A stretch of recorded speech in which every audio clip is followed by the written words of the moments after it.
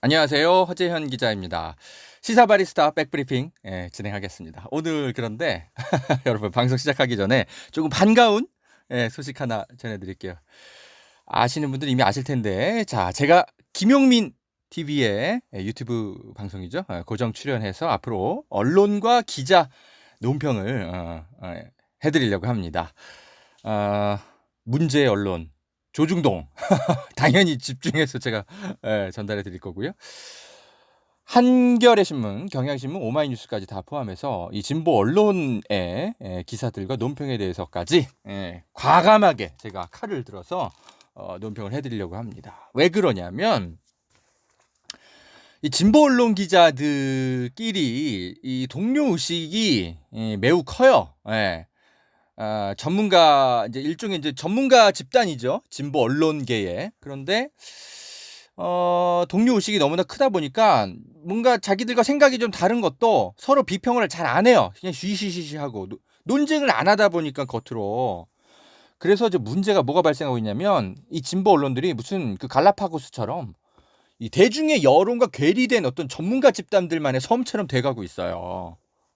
더 이상 그러면 안 됩니다. 그래서 지금 굉장히 문제가 한두 번 지적되고 있는 게 아니잖아요. 그런데 이 진보 언론 기자들이 이 비판들을 신경을 안 쓰고 있어요.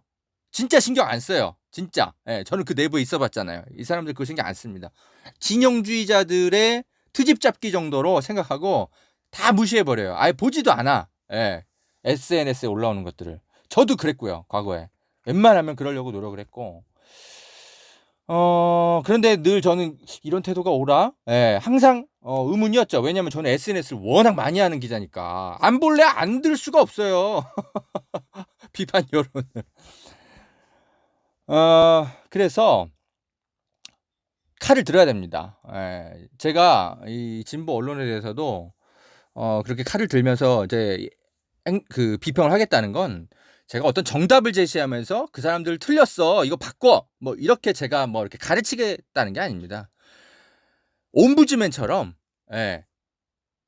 말을 걸고 감시하겠다라는 겁니다. 여러분 아시겠죠? 그래서 정답은 비록 제가 아닐 수 있어도 이렇게 생각해 볼 필요는 있어요. 이런 여론은 들을 필요가 있어요.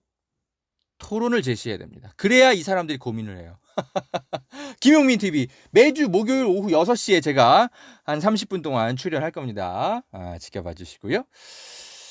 저희 시사바리스타에서도 물론 평론을 이어갑니다. 오늘 제가 한겨레 신문의 최근에 법조 칼럼과 SBS 또 그 뭐죠, 정경심 교수 관련한 표창장 문제 보도, 임찬종 SBS 법조 기자가 또 막 반박을 하면서, 빨간 아재님 유튜브 우리 그 기자, 이분도 근데 기자세요. 제가 어디 기자인지는 잘 모르겠는데 기자 출신이세요.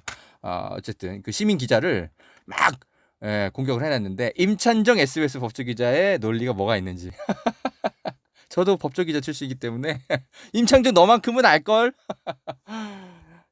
논평을 해드리겠습니다. 자, 잠시 후에 커피를 내리고 여러분 맛있는 시사원두 함께 즐기시죠.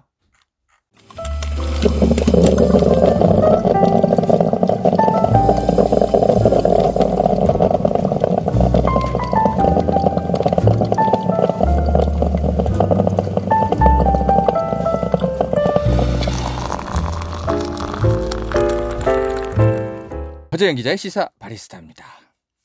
한겨레 신문 2020년 6월 3일 편집국에서라는 칼럼입니다. 석진환 이슈 부국장의 이제 칼럼인데, 제목이 이래요. 누구도 양심을 장담할 수 없다라면서 한명숙 전 총리가 과거에 재판받았을 때 여러 가지 논란은 있었지만 최종적으로는 9억 원 유죄 판결이 나왔다 이러면서, 이 사람이 이제 원래 오랫동안 이 법조팀을 이끌던 사람이에요. 제가 저도 법조팀에 있었을 때 이분하고 같이 일은 안 했지만 아무튼 직간접적 영향력 아래 계속 있었죠.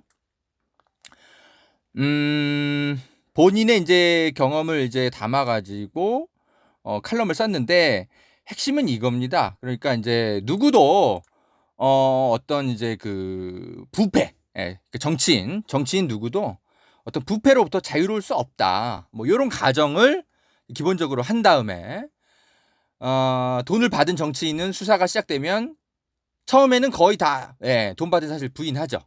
부인하는데 한명숙 전 총리도 부인을 했고 본인은 이제 취재를 할 때 제발 그 말이 사실이었으면 했지만 결국은 돈 받은 게 드러났다. 그래서 검찰이 뭐 여러 가지 그 뭐 표적 수사 뭐 이런 거를 한다라는 의심은 물론 자기도 많이 했지만 결과적으로는 한명숙 전 총리가 특히 물증 면에서는 3억 원에 대해서는 아무리 재심을 해도 이 부분 뒤집기 어렵다. 정치자금법 위반 3억 원. 제가 저번에도 설명드렸듯이 1억 같은 경우는 수표로 받았던 게 드러났고 그리고 나머지 2억 원은 측근이 받았다가 돌려주고 뭐 이런 어떤 흔적들이 나왔었다고 얘기했죠. 그래서 유죄가 나왔는데 그래요. 인간의 양심은 절대 장담해서는 안 된다라면서 지금의 이제 그 한명숙 전 총리의 어떤 재심, 어떤 요구 논란에 대해서 칼럼을 썼습니다. 그래요. 자, 이게 왜 문제일까요, 여러분? 그냥 불편해서 문제가 아닙니다. 여러분이 들으시기엔 한명숙 전 총리를 이제 응원하시는 분들은 그냥 불편하니까 싫으신 분들도 있을 수 있죠. 존중하지만 기자는 그런 태도를 가지면 안 되죠. 자, 이 칼럼은 왜 문제이냐? 지금 현재 논란이 되고 있는 사안들의 절반만 애써 담아가지고 칼럼을 완성해서 문제인 겁니다. 자, 민주당 지지층에게는 당연히 한명숙 전 총리 재심 여부가 핵심이겠죠. 그건 뭐 당연하죠. 그런데 저처럼 이제 정치적 진영 같은 것과 웬만하면 거리를 두고 있는 기자들은 중요한 건 재심 여부가 아닙니다. 한명숙 전 총리가 설사 유죄였다 하더라도 그것을 이끌어내는 과정, 수사 과정, 검찰의 강압 수사 또는 참고인들의 증언 조작, 이런 직권 남용 행위들, 무고, 날조, 범죄입니다, 이거. 이 형사 범죄를 검찰이 저질렀느냐 여부를 확인하는 게 만만치 않게 중요하다라는 거죠. 한명숙 전 총리 재심 여부와 상관없이 어떤 범죄 수사에서도 그런 강압 수사를 하면 안 돼요. 지금 서울시 공무원 간첩 증거 조작 사건, 유성이 무죄를 받았건 유죄를 받았건 상관없이 증언을 조작하고 증거를 조작하면 안 되는 겁니다. 똑같은 거예요. 그래서 지금 뉴스타파가 한만호 비망록 파문을 일으킨 게 그런 겁니다. 한명숙 전 총리가 유죄이거나 무죄이거나 그거는 2차 문제이고 검찰의 수사가 과연 객관적이고 합리적이었느냐, 그걸 뛰어넘어서 아예 직권남용의 범죄 행위를 저지르는 수사를 했느냐, 이런 문제 제기를 지금 함께하고 있는 거잖아요. 누구도 양심을 장담할 수 없다고요? 누구도 조작을 장담해서도 안 됩니다. 석진원 기자님, 제가 잘 아는 선배인데, 석 선배가 한명숙 전 총리의 재심 여부를 중요하게 생각한 거는 존중해요. 다만 나머지 절반의 진실, 검찰의 강압 수사 여부에 대해서는 왜 칼럼에 단 한 줄도 안 쓰냐고요. 그러니까 사람들이 화가 나는 거 아니에요. 한겨레가 지금 뭐야, 왜 무슨 뭐 검찰 쪽에 왜 시각만 들어 있어? 막 계속 이런 비판하는 데는 이런 석 선배 같은, 석진환 기자 같은 분들의 칼럼의 책임이 무척 큰 겁니다. 이제는 냉소적인 평가를 공개적으로 해드려야 되겠어요. 미안해요. 한겨레가 제대로 된 길을 가려면 이런 공개 논쟁이 필요합니다. 한겨레 법조팀, 외부 전문가들 사이에서 지금 제대로 견제나 비판을 받은 적이 한 번도 없어요. 지난 10년간.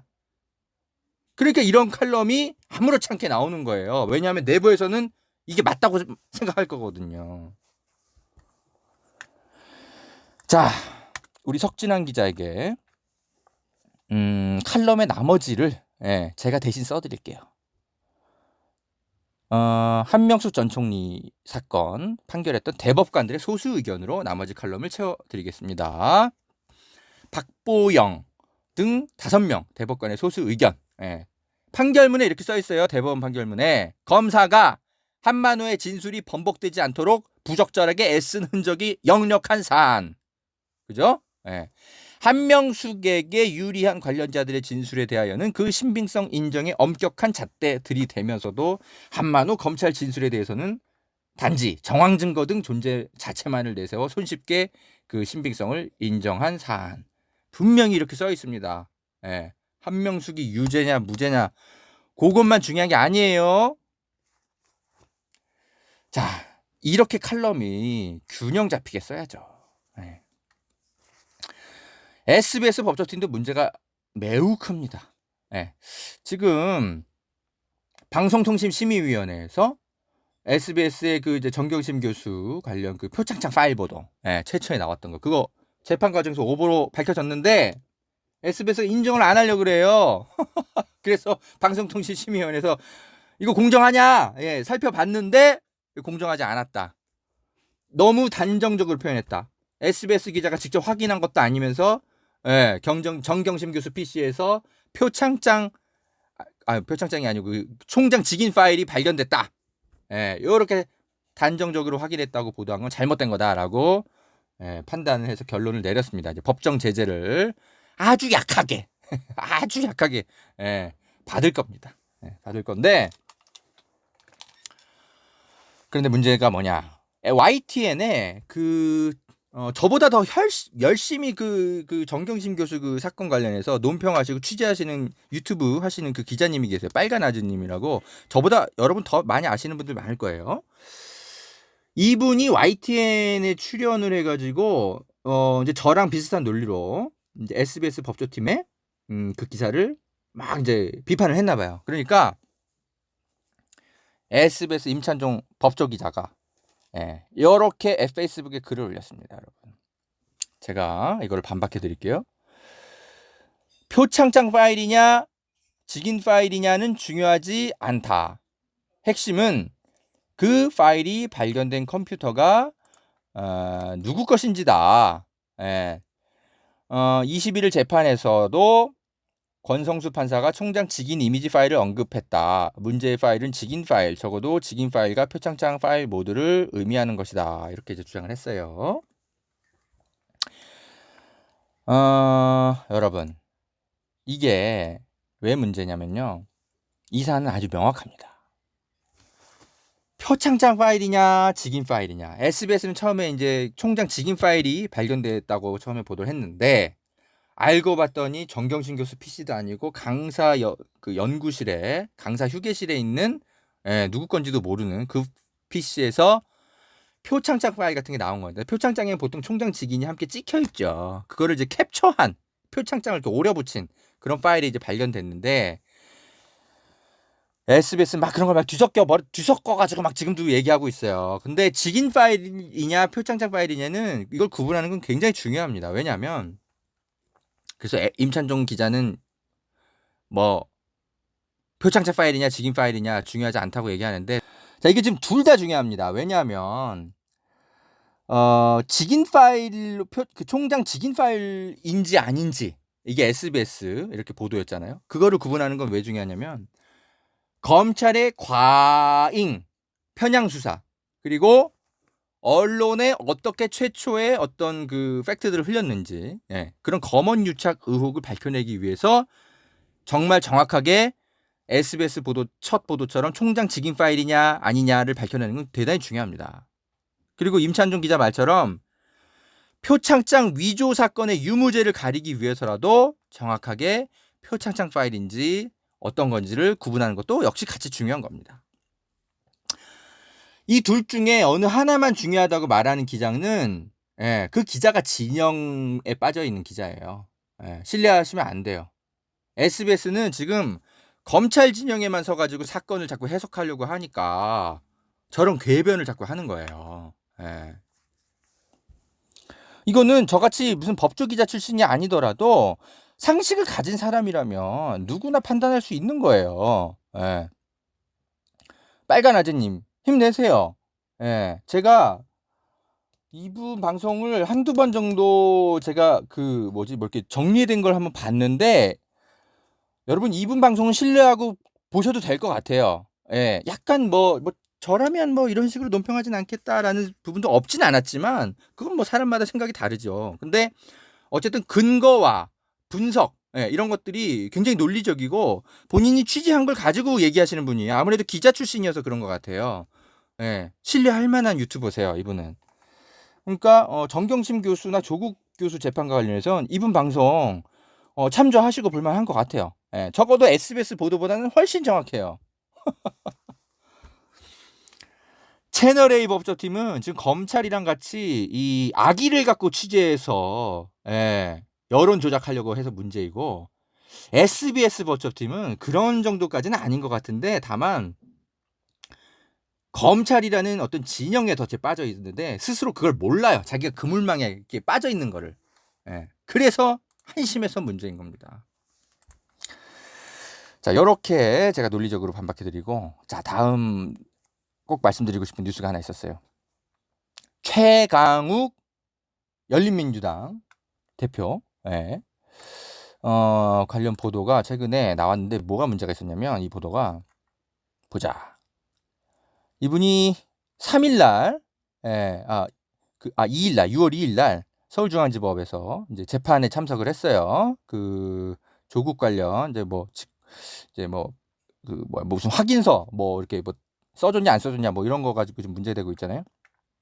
아무튼 이제 그 재판인데, 최강욱 대표가 이날 한 10시 30분쯤에, 그러니까 재판이 10시에 시작돼서 한 30분 정도 진행하다가 피고인석에서 갑자기 일어나가지고, 제가 판사님 당 대표여가지고요 빠질 수 없는 국회 일정이 있다. 혹시 이게 좀 저 없이 이게 변호인만 있는 상태에서 재판 계속 진행해도 되겠냐, 이렇게 물어봤어요. 물어봤는데 판사가 당연히 거절했죠. 이런 건 관행적으로 허용이 잘 안 됩니다. 형사소송법상 피고인 없이 재판하는 것, 허용 잘 안 됩니다. 허용 잘 안 되는데, 판사는 이렇게 생각할 수 있죠. 판사는 원래 그러니까. 그런데 이거를 모든 그 조중동을 포함해서 모든 진보 언론까지 다 포함해서 최강욱 대표가 마치 되게 오만방자한 행동을 한 것처럼 그렇게 막 일제히 막 비난을 하는 보도를 했어요. 법원마저 무시한다고.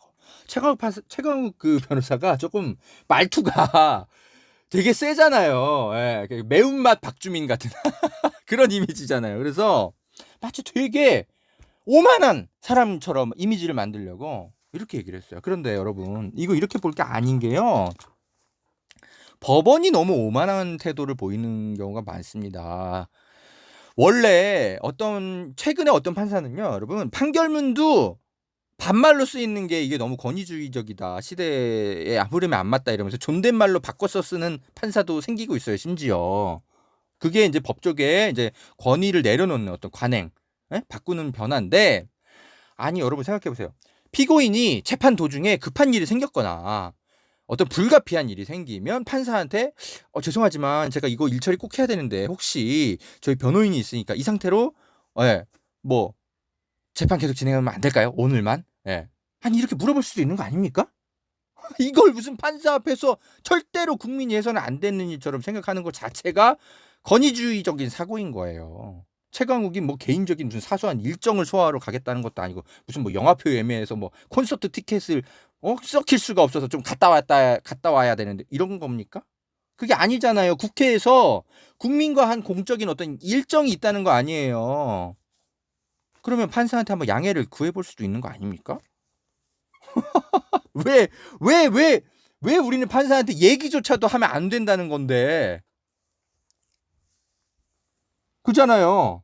무죄 추정의 원칙에 의해서 나는 피고인이지, 제가 범죄자, 최강욱 씨가 범죄자입니까?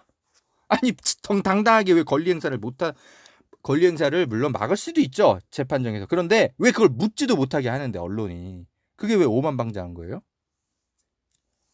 저는 그래서 예전에 그 유시민 의원이, 과거에 이제 유시민 우리 노무현 재단 이사장이 이제 처음으로 국회에 들어갔을 때, 그때 민주당 비슷한 있었잖아요. 새로 조그맣게 만들어가지고 그리고 당선이 됐잖아요. 그래서 국회에 정장은 정장인데 약간 세미 정장 차림으로 이렇게 그 국회에 출석한 적이 있었어요. 그때 국회가 난리 났죠. 국민 모독이다 이러면서. 지금 생각하면 황당하죠. 20년 전 얘기입니다. 아니 왜 세미 정장 차림으로 국회에 출석하면 안 돼? 국회의장님한테는 꼭 그렇게 정장 차림으로 인사해야 되는 거야? 그런 것도 아니잖아요. 그때 논란이 전 떠오르더라고요. 이번 최강욱 그 의원이 판사한테 저 잠시 이런 일정 좀 소화해도 될까요? 라고 물어본 것 자체를 예, 뭐 재판부 모독이다 이렇게 기사를 쓰는 것 자체가 시대착오적인 거예요. 저는 그렇게 봅니다. 국민 위에 국회가 있지 않고요. 국민 위에 판사가 있는 게 아닙니다. 그래서 앞으로는 이제는 일반인도 어떤 판사는 그랬더라고요. 과연 일반인이라면 저렇게 판사에게 물어볼 수 있었을까요? 예, 중앙일보 기자에게 이렇게 멘트 줬던데 판사님 일반인도 최강욱처럼 당당하게 판사에게 물어볼 수 있는 시대가 되어가야 되는 겁니다. 그거를 최강욱이 먼저 한 거예요. 과거에 유시민이 국회에서 그렇게 먼저 하니까 이제는 누구나 좀 편안한 차림으로 국회에 가서 할 일 다 하고 그러잖아요. 그게 사회 변화입니다. 민주적인 사회 변화. 언론인들이 제정신 차려야 돼요. 자, 시사바리스타 함께하고 계십니다. 자, 1부 여기서 끊고요. 2부에서는 민주당 금태섭 징계했죠. 그것과 관련한 언론 보도 태도들이 과연 올바른 것인지 좀 깊이 논평해 드릴 게 있습니다. 자, 2부에서도 함께 해주세요.